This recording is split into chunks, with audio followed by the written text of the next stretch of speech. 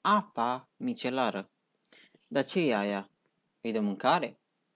Salutare YouTube, eu sunt Simon și astăzi o să vorbim puțin despre apa micelară.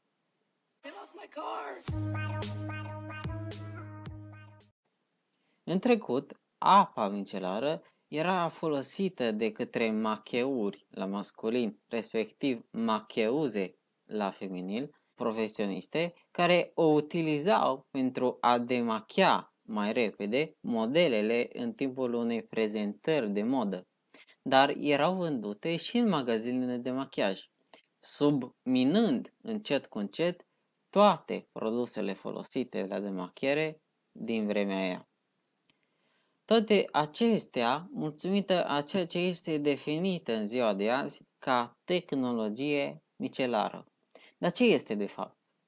Atunci când tehnologia micelară se întâlnește cu murdăria, se agață de ea și o absorbe în niște sfere microscopice numite micele, care, mulțumită caracteristicilor lor chimico-fizice, sunt transportate de apă sau de discurile de bumbac. Incredibil, nu? Stai așa.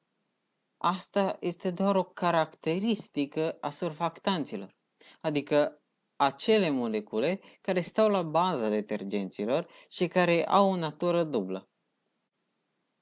O parte hidrofobă, care iubește grăsimea, dar urăște apa, și o parte hidrofilă, care iubește apa.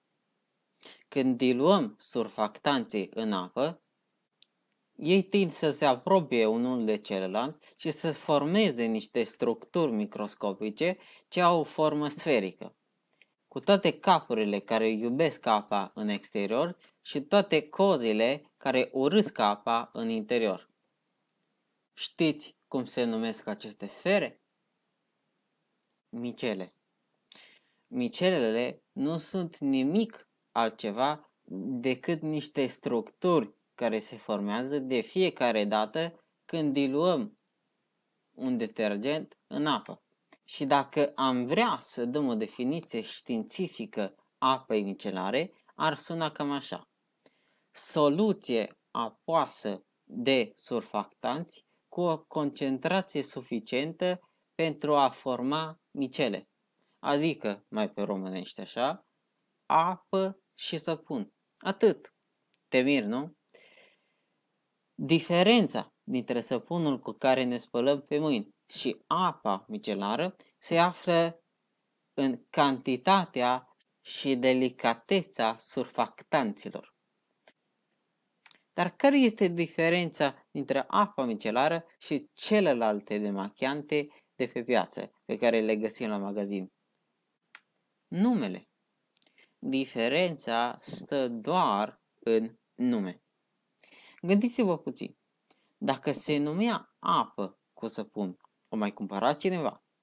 Cu siguranță n-ar mai fi cucerit piața dacă s-ar fi numit pur și simplu apă și săpun.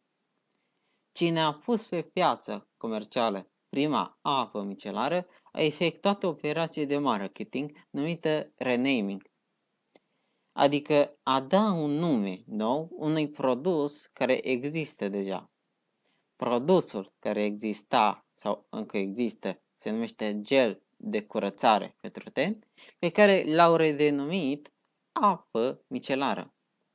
Ca și cum ar fi nu știu ce tehnologie micelară.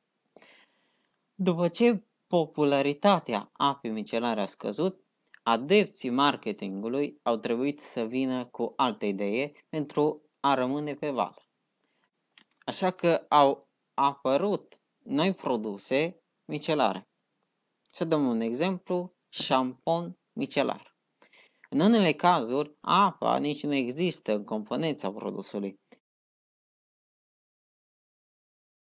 ceea ce face imposibilă tehnologia micelară. Haideți să ne gândim puțin. Cuvântul micelar se referă la caracteristica chimico-fizică a surfactanților, aceea de a forma micele care, cum am văzut, este tipică tuturor detergenților. Deci, toți detergenții sunt micelari. Când vorbim de șampon micelar, e ca și cum am vorbi de săpun săpunăs. Este doar o repetare a unei caracteristici care este deja tipică acelui produs.